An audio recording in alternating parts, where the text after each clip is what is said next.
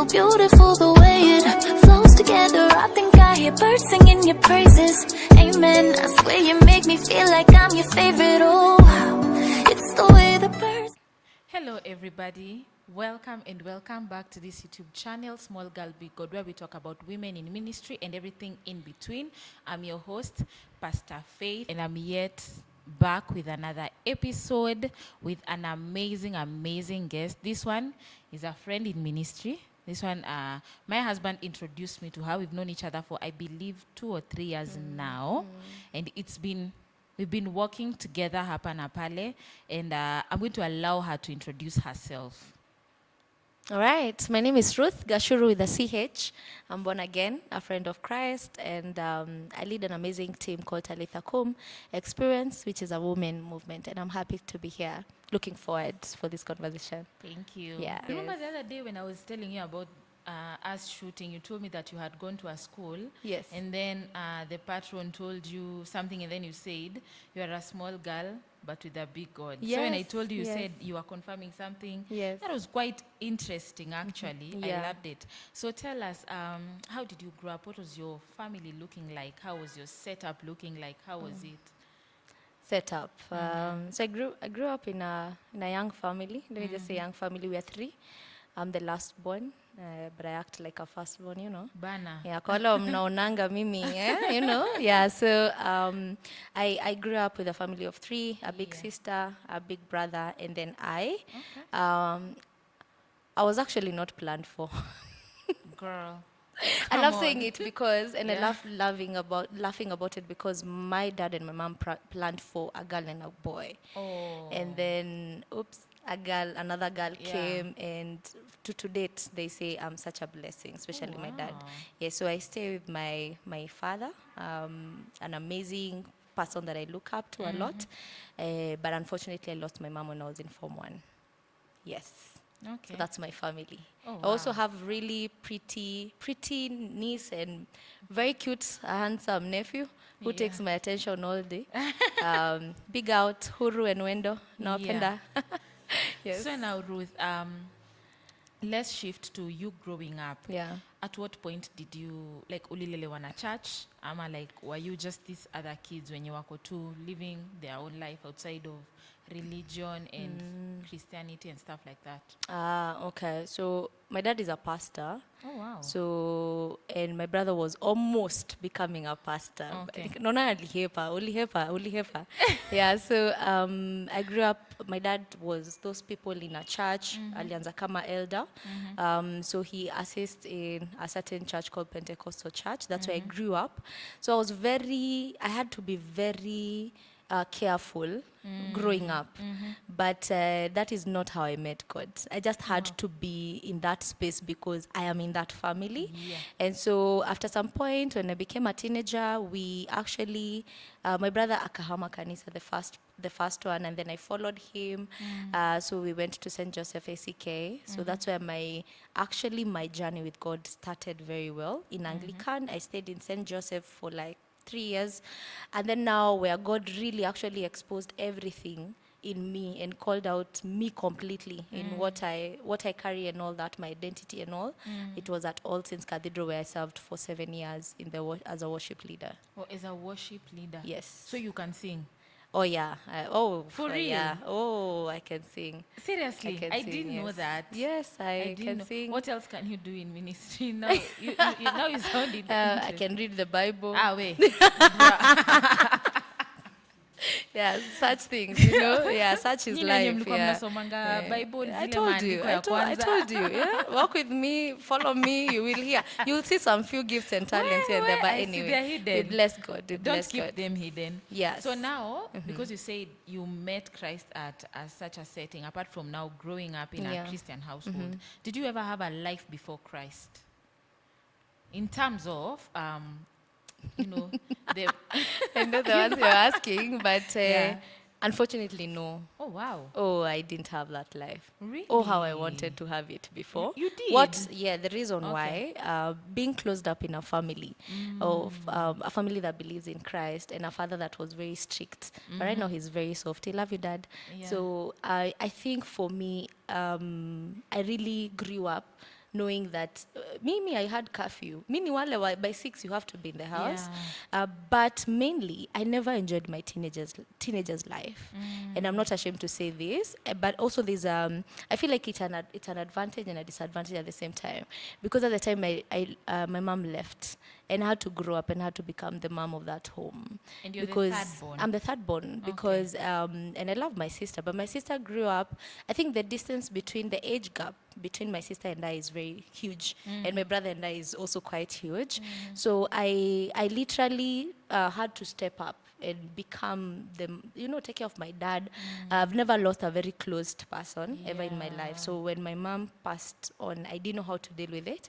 I was actually at Precious Blood, transferred, went to a day school.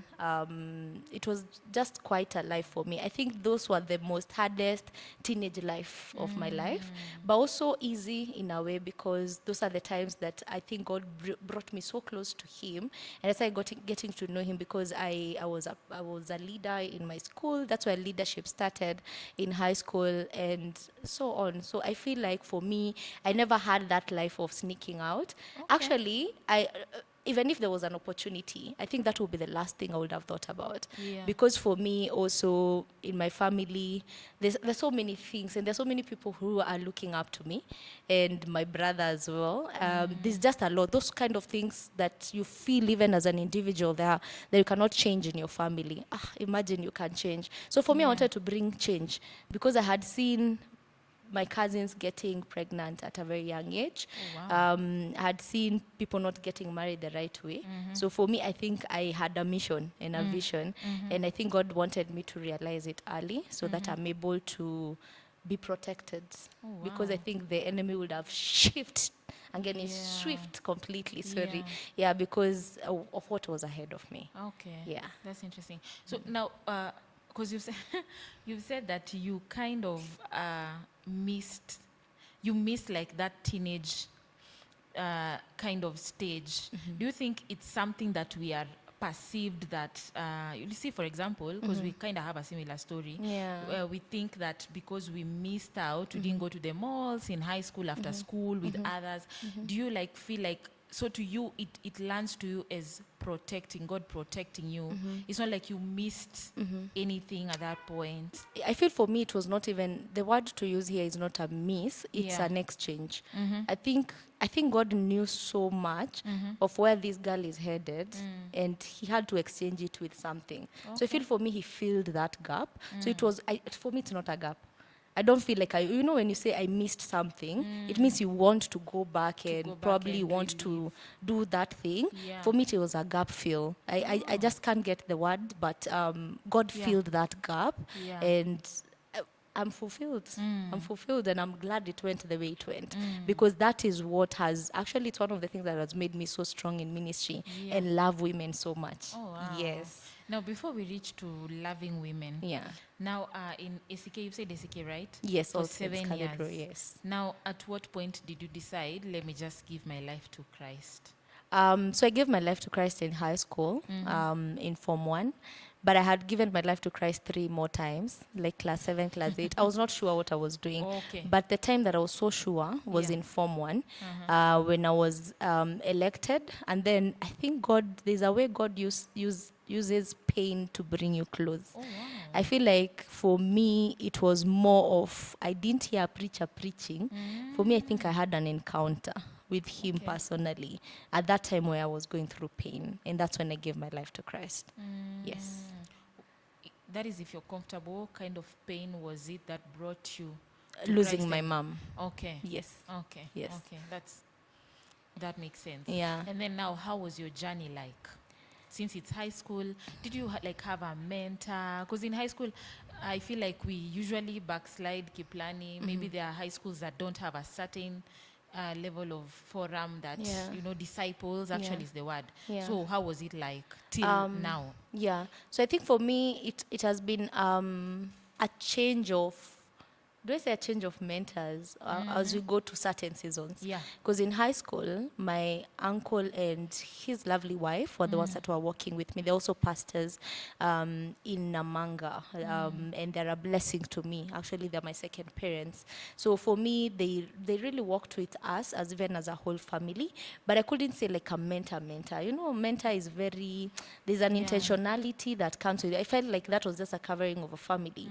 But when I completed school, first of all, I was so confused on what I wanted to do. Part of my family wanted me to do journalism because they felt I'm good in communicating. Yeah. Some of them felt that I'm good in, is it argument? How do I call it? So they wanted me The to do debate law, situation, yes. But for me, I needed to find my own path. And I remember for a long time, I had to, should I say running away or going away for a while, for like 8 months before now I got to know what I wanted to do. So I decided to do something that I really loved. And I think right now it's when it's making sense. You know, I just did it because I felt I was passionate about it. And I did fashion and design in campus. I completed. But now in campus, I don't feel like my life with Christ also was so intentional. Okay. I think for me, a shift, where I found a shift is after campus. After I finished the course is when I found Christ better, more. I think for me, I was fighting something that I never thought it was in my life since I was born. And I think it was ministry, actually. Yeah.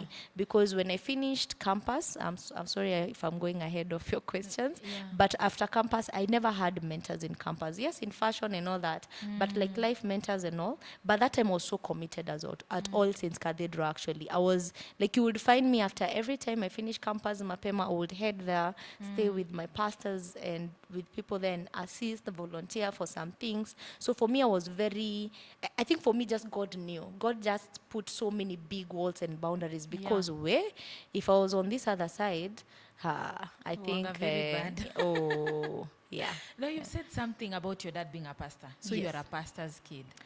Yes. How was it like for you? I'd like to know. I think it was just normal, like the normal kid in a pastor's house. But for me, I got to learn to. I wanted to yearn and get to know God for myself a lot. Okay. I feel like, and we love them. I feel like our parents, there's how they encountered God that probably us need to encounter Him.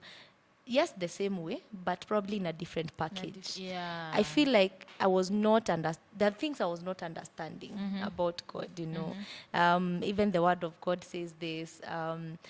And I will find, actually, something I noticed is that thing can lead you to religiosity. You know, you can be religious rather than, you know, being like a Christian, like knowing God for yourself. Yes. So I feel like there was a lot of things that were not making sense for me. And I'm this person who really loves to find out for myself. You know, why is it not making sense? I will ask questions, but it was really good because also we felt a cover from my father. You know, my father being the firstborn of all the brothers, and then as we were even praying for the other families, him being the only person who was born again as a sibling and the firstborn. So there was a lot of pressure of becoming pressure too. There's just a lot of pressure at home to just become someone, you know, that the whole family and relatives will really look up to. Yeah. Yes. Yeah. Yeah. Now, back to now your work with Christ. Yes. At what point were you now firm? Were you firm, and then now the ministry now starts to be given birth and all that stuff? So when I was in fashion, when I finished, for me, I used to practice fashion while I'm still in school. Yeah. So there's a time I had a shop actually in town when I was still in school, as I was clearing fashion. I had an encounter with some few friends. I won't mention them. A couple friends from Sitam Valley Road. That is when I encountered ministry and Jesus really well, because that's the time I did some clothes for them innocently and all that. But I remember us having a conversation with them for a while, and I was like, wait a minute, I think I've been just knowing Jesus juju. Like I need to go deeper and get to know Jesus for myself. And so I discovered that it is possible. I think there are so many people who are outside there, and Christianity becomes like another everyday thing, like another Monday, another Tuesday. Okay. But it is very, it's a space. I realized that it's a space that God really wants to have a relationship with us when I was with them. So that's when I discovered that I really wanted to, to know God more. So I did ministry with them actually for 2 years. Okay. Yes, I did ministry with them for 2 years. It was an inner healing ministry, and I discovered I needed healing myself. So I encountered healing, encountered Jesus more, and I became now serious with my walk with Him. I never knew that you could sit down and listen to God, and He speaks to you. I knew someone else can tell me what God is saying over my life, but not me as an individual. Yes. Yeah. Now you have met this couple, they have walked with you, and all this. Now, did you ever realize maybe there's something you were struggling with as Ruth, as a person, beside having, almost a perfect Christian life in terms of you didn't really go out there, you didn't sneak out, you didn't do drugs and all that stuff. What are some of the things you struggled with as a person now? Okay. Identity. Okay. Yes, I struggled with identity a lot, and that actually, God used that as a foundation for me to even start ministry. Talitha Koum, that's when it started. So I struggled with identity crisis because I felt I was not enough. I actually, this one my family might hear for the first time. I almost committed suicide 2 times. I talk about it in schools a lot, and it was a real struggle for me because I was looking for an assurity. I was looking for something. There was a gap in my heart, but I didn't know where to find my identity in. So I tried so many things. You talked about drugs. I tried them that time. Oh, wow. Yes, I did. I tried drugs. I not illness so much, but I was really, there was still something pulling me back to Jesus, but I really had to fill that gap, but I struggled with identity a lot. So I didn't know who I was. I didn't know where I wanted to, and I had everything. That's a time where I was doing so well. I have finished, I'm almost completing college. I've gotten even a leadership scholarship in SA. I did it, like I was doing so well in life, but every time I got to my room, I felt there was just something that is missing, and that's when God revealed to me, it's because you really don't know who you are to me. Okay. Yes. Okay. Yes. So now, leading to the birth of your ministry, you say that your ministry was birthed through the weakness that you had. Yes. So how did everything come about, and how did you decide the name TK?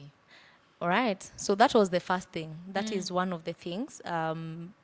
Identity, me not knowing my identity in Christ was one of the things that made me actually want to work with so many ladies. So my ministry started as something I never thought it would start. I was not starting a ministry.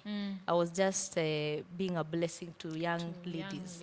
And I started with 6 of them. So it was just a blessing of sharing what I have gone through and seeing how I can be a blessing to them. So I actually started it when I was still in Kubamba, because that's where I was a full-time missioner for 3 years. By that time, I was not in mission team yet. I had started it when I was volunteering once in a while. And so there were some few ladies, some were in mission, some were not in missions. And I started working with them, and there was this particular one that literally, I think, changed my life completely, like literally changed my life in terms of even calling me at 3 a.m., telling me she's stranded, she's drunk and all that. And right now she's a full-time missioner doing the work of God, So for me, I think it was not planned to start a ministry. Actually, we started as, the way we were 6 of us, I started and I called it Queen's Cabin. Just something fancy, something good, for the girls. And I'm like, okay, we hung out in Arboretum, the 6 of us. I share the knowledge that God has enabled me to share. And that's the time I realized that I am also a teacher of the word. And I didn't know. There were some things I would read and I would view them differently. And so I would teach them, I would mentor them. them and all that. By the time I'm realizing, now I got now into missions now, and I did also know I was a teacher. I mean, I knew I was a worship leader, you know. So even in missions, I didn't think I would be told, you know, I want you to go and preach the word and all that. But I think it started a time where I shared one of the sermon or a testimony in school. I think that's when I was called out by some of the leaders in missions. They told me, you have this thing in you and I need you to run with it. I was like, okay, struggled with it, fought against it for a while, but I took it up and I started teaching the word. So every time we would go to schools, I would realize so many girls would approach me afterwards and tell me, I want you to mentor me. Now, that's when I understood what mentorship actually really is. And I was like, wow, these are too many and all that. So I would, first of all, what I would do, I would also place them in a WhatsApp group, you know, with time. I don't know how this movement grew, honestly, from 6 to around heading to 800 now, in a span of 1.5 years, because we're turning 2 this year. So for me, it was just Queen's Cabin. But there was this time we went for missions in Meru, and on my way back, I was like, okay, there's this thing, God, that is becoming interesting. I think we were like 40-something by that time. Because every time I would meet ladies who are even some of my friends, they're like, hey, Ruth, there's just something about you, and we want to know more. So I'm like, okay, there's this WhatsApp group. Let me tell another girl to just add you. So that's how it grew. I was like, can we welcome someone, you know? And then I was not doing it every week, actually. It was randomly. And I'm like, God, this is something, actually. I feel like this is something you are calling me into. What is this thing? So on our way home to Nairobi, I had an encounter, honestly. I slept. God dropped that story of Talitha Koum in my heart, and I'm like, okay, Talitha Koum experience it is. I went home, I read about it. I was like, oh, this is interesting. So this is what you're talking about.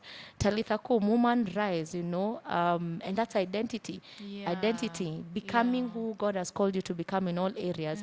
And so that's how it started. And then in 2023, I realized we were like 150, and some of my friends and a mentor of mine told me, now it's time for you to, you know, to launch this thing. I was like, and arise by yourself. It's becoming a ministry. Okay, I'm like, okay, I think let's do it. It means no harm.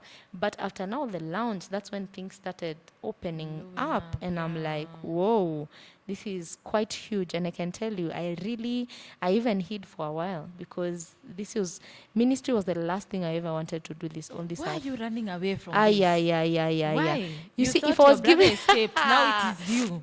if I was given a book, you know, a book that is written what I would want to do.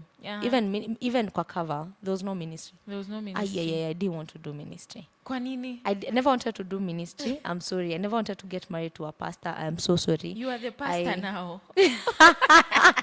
I see what you're doing. You are the pastor now, so someone is marrying you. Honestly, I felt, I don't know, I just didn't want limelight and spotlight. Why? I used to be very, I just wanted to serve God in whatever capacity that I can, but not in that capacity. On the pulpit. But I was in a process. And I'm scared, actually, to see what is. You see, when people tell God, show me what you're doing with my life, don't show me. You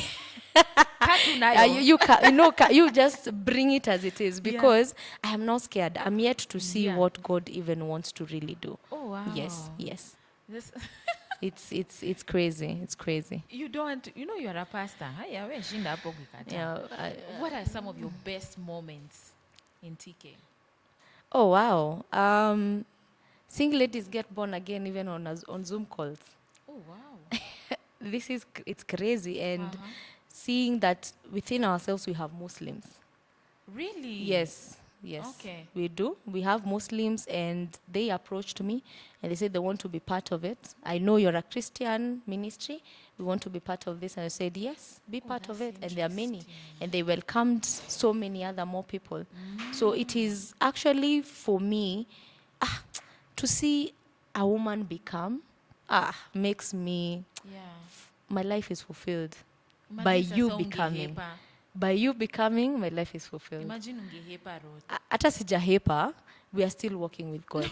We're still in that But journey. you wanted to run away. Where were you going? Actually, I had run away. It's Oh. not I had run away, You actually. Yes. There's a time Okay. I took a long break and I was like, hey, man, I think for me, I had a different perspective of ministry because of, Ebu, tell us about that different perspective. What was it like now that you know ministry itself? What Yes. was that different perspective that we actually not on ministry, on God.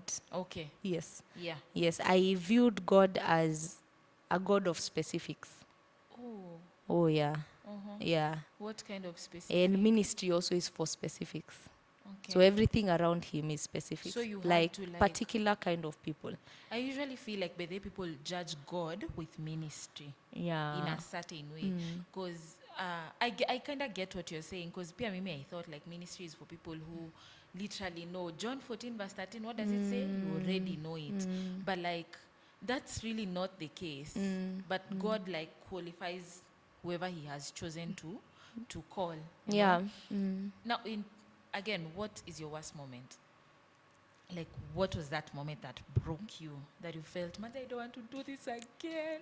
This ministry, no. Maybe God, nime banned. What was your worst? Yeah, nimebant mara mingi. I think for me, seeing it grow to this level, it became pressure on my side. Okay. Yeah. And honestly, the places I've gone to, and people are like, oh, you're the founder. Yeah, I don't look like it. And I love it because I don't take the glory. God does. Yes. Yes, So I love it. How does that become your worst moment? Because there's a time I actually struggled with it for a while.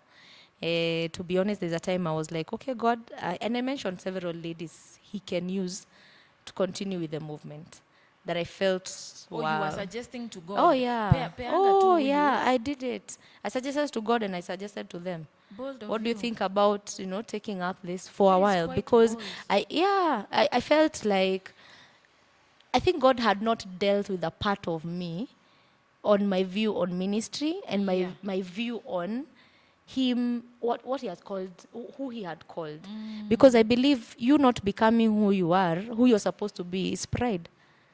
I was very prideful. You think it is humility for me to say someone else to lead a ministry that God has given me? Yeah. It is pride. Yeah. It is totally pride. Yeah. Because every time God tells you something and it goes back to self, that's pride. Yeah. Pastor Faith, I want you to do this, but God, I am pride. Okay. Why are you thinking about you? Who called you? Who has given you that? Okay. And so I think for me, I started viewing things on how God will view them. And then, this is now the other part. Imagine if you don't do it, someone else will do it. Unfortunately. But the someone else is a part B. It's a part 2. Is plan B, sorry. Yeah. You are plan A. Yeah. So they will do it, and you will see it on your... God will make you even see it. So I'm thinking about that, and I'm like, what? I just need to be available. Yeah. There's a statement that is very cliche nowadays that when you obey later, it's still disobedience. And people say it in a very pretty way, but honestly, I think God is after hearts that can really run with what God has given you immediately. Because he knows at that particular time, there's a grace that God has given you. Yeah. Unapologetically, run and do what God has called you to do. Yeah. It is as easy as it is. Yeah. At times we struggle with so many things, even as individuals, like, God, what about because my biggest fear and challenge was like, I knew in ministry there's no provision because I had seen it from other people. Religiosity. Okay. Yes, I knew, okay, I was so about to I will cancel do you. ministry. There's a kind of package that had been packaged before by Okay. people. Yeah. This is how you're supposed to look when you're in ministry. Okay. But God is literally, I feel like God is about to really represent himself. And that's what he did with me. Yeah. He represented And he himself. repackaged. Yes. He came and said, packaged this is who I am really. Yeah. Can we Not get what to people know? are making me look Yeah, like. this is who I am. Yeah. And actually, there is fun in me. You will look good in me. Yeah. I will provide for you. I will Yeah. do this. I'll do this for you. But for me, I think I was so scared of doing ministry because I knew, This is how it usually looks like. I don't want to say it. And it's so sad. It's so sad because what God is doing, he's redoing it. He's showing people that I can use anyone and, anyone, Yeah. however way they are, Yeah. when they are ready to be used. Now, Yes. okay, just to ask, how do you think as female ministers or just ministers in general, how do you think we should carry God to people so that to avoid such a mentality repeating itself again? How do you think we can redo it again and do it now the Jesus way, not the way that Pastor Faith will do it, How do you think we can redo it? I think one of the things is be real as you can, and then be prepared. Yeah. Don't come and give us marshmallows. Ah. Yeah. I feel like there's a lot of, at times I think I'm in a space with God. If I'm not ready for something, I won't do it. As much as the spotlight is so lightened up, I won't do it. Because what am I coming to give your people? Yeah. I feel like we need to get to a place where we fear God in our ministries and stop pretending. Okay. Yes, and all these other things that we actually look at, I'm comparing myself with Pastor Faith. Why? Yeah. I'm comparing myself with why? I'm envying whoever. Why? Walk with God. Hear what God said. Because at times I feel like it gets to a certain place, even as women in ministry, and maybe we're doing a particular thing that is almost the same, and now you start jumping into what I'm doing, or I jump into what I'm doing.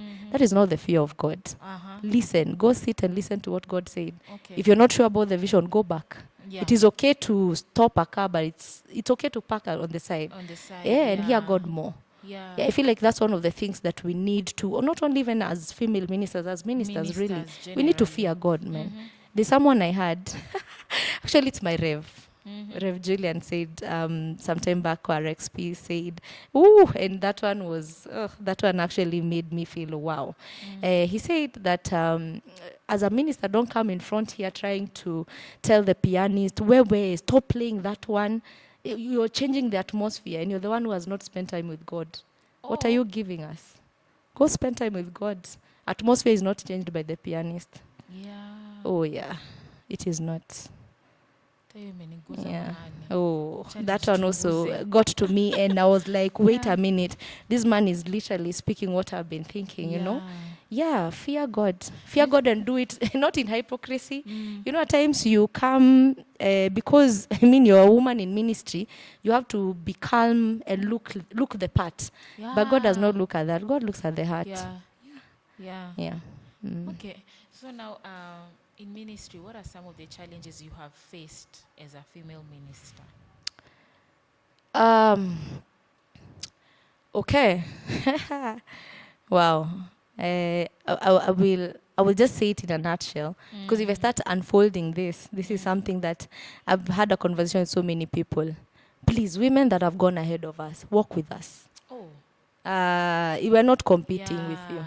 We're not competing. I feel walk like with there us. shouldn't be a lot of that time to thing- reach out to you. That thing has pained me for the longest time. Oh, yeah. I can tell you, not one or two that I have approached, but you can tell the heart posture.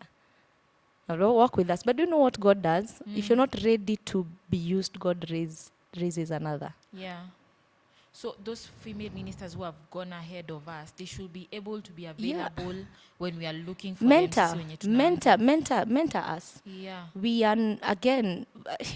We are on different. We're in different. Yes, we are doing ministries. Even if I'm doing a ladies ministry and they're doing a ladies ministry, I feel like the best part is, please walk with us. Do not put boundaries on us, and hear what God has told us to do.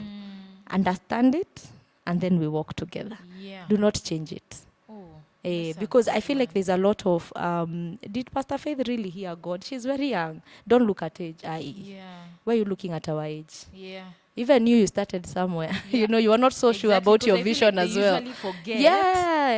Yeah. So the extension of grace, I feel like that's one of the biggest challenges as an individual. But also the other thing is, for me, I think I'm always amazed by what God is doing. And this is something I will tell every lady minister who is leading anything to do with ministry. Do not leave that space. Do not be familiar. Yeah. Always be amazed. because that keeps you in a certain space with God that you cannot even explain to people. The space of like, okay, God, what is this you're doing? Ooh, but you get familiar. Like, we are just 500 of us. It's also something that I would also, I feel like it will be a challenge for ministers. It's something you just keep reminding yourself so you don't get to a place of familiarity. It's a thin line. You can get there and you don't know. Yeah. You can get there like, oh yeah, it's me. You don't know. So you need to always constantly ask God to, to always discern, where am I with you? That's why David said in Psalms 139:23, search my heart, O Lord, and see if there's anything in me that is not aligned to your will. Because there are spaces we cannot see, that only the Holy Spirit can reveal from our hearts. Yeah. So we should constantly keep being at the secret place every single day of our lives. Now, even as we come to a close, what is that one thing you would want to tell an upcoming minister who looks up to you and what you do, or even something close to that, and even someone, especially young ministers? Because I feel like there are many. We are a lot. They are rising from high schools, Do it, and do it scared. Yeah. It's okay to do it scared. Yeah. It's okay to be scared. It's okay to step out when you don't understand what is happening. I still can't tell you where Talitha Koum is heading. I don't know. I do not know. I don't have the whole picture. I might have an idea of it, but I don't know. But I do it anyway. I step out and I become, And at times, one of the things that actually makes me do that is that I look behind and I'm like, there's a generation, and I need to do it. So one of the things I would say is step out and become Talitha Koum, woman arise. Yeah. Become who God has called you to be. Don't look at anything. Don't look at the age. We are very young. Hatujapita 30. I'm sure for both of us, we are still. We need. You need to step out and do what God has called you to do. Just do it scared. One step at a time, but make sure you do it. Make sure you do it. Yes. Yes. Thank you. So akisikuwa unexpected conversation itakuwa serious hivyo. Tulikuwa tupeane high five kadhaa. What happened? Like this is so good. Yeah. Manze, you are doing amazing now. Knowing and understanding your story Pastor and where you've come from. Yes. You are doing epic. You are doing. Lazima utatulia. Utajua hapa tudanganyangi. Hapa hatuwezi danganya. Yes. So thank you so much for coming. Thank you. Personally blessed me. I think I can take one or two nuggets of wisdom that you've dropped. Also to our viewers, thank you so much. Tell us, what do you think? What have you learned? Also, if you would want to join TK, I will be dropping the link for the group in the description box. So watch out for that. Can I add one more thing? Yeah, for sure. All right. Probably, I just felt in my heart to add one thing. I'm practicing it. Okay. I'm not there yet. Yeah. Actually, all these things, we are in a journey, all of us. I wanted to add and say that many a times we wonder, there are things we seek for. There's this verse that says, seek ye first the kingdom of God and his righteousness, and all these other things shall be added to you. And it's a verse that we all say, and I don't know if we know the weight of it. Yeah. How does that look? Because seeking is not nimeingia kwa room, I have not found it, so I'm going. Seeking is a job.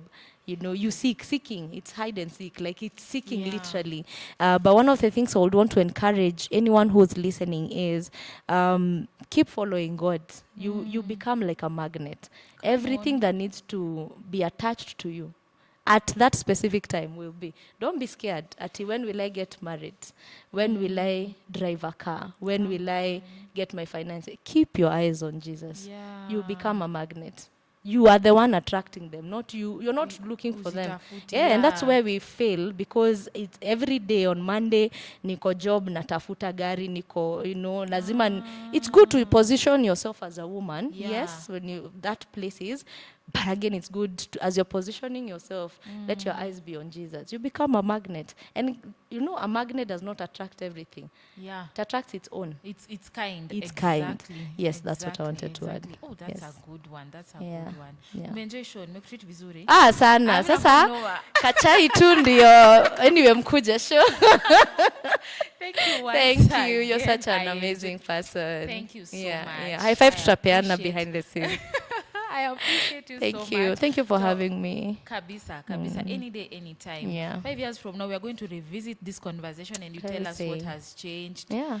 How kama the ministers who've gone ahead of us, they are It's doing okay. better as well. I'll take my flight You know, earlier. na ujue pia sisi. Wait, you are going to take your flight early? Yeah, from where I'll be to come to your show. Okay, we Yeah. get it. And you know, pia sisi, we are going to be those ministers wenye wanasemwa. Come on. So yeah. we also have yeah. to stand on business We have as to. well. We start well. Yeah, so we thank start you well. so much once again. Thank you. Thank you. for I love having you so me. much. Thank All you, right. everybody who Yeah. is here.